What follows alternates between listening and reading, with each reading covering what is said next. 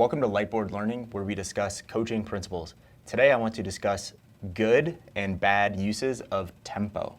And I want to do this basing it on a client's phase, and the goal inside of that phase is to increase strength.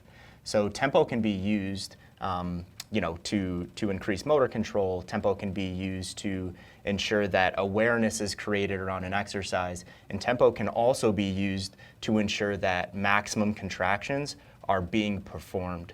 So I want to talk about the latter and how we can use tempo in building strength, and strength is the main goal of that exercise program. And I'm going to break that out into 3 separate exercises.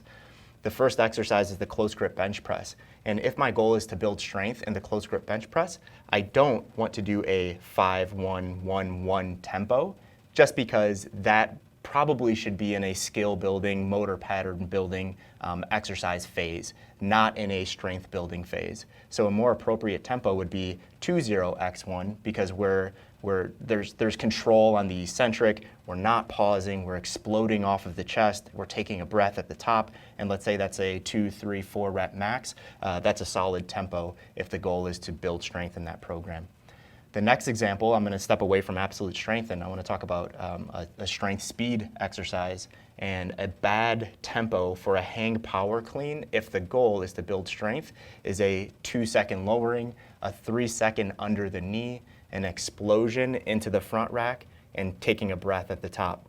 So that is an appropriate tempo if we want to correct technique, if we want to look at bracing in the bottom position of a hang power clean or something like that. But if we want to increase the 1 rep max of a hang power clean, I wouldn't opt for this tempo. Instead, I would just go a 1-0-X1 tempo. And you can kind of imagine how that would look in practice.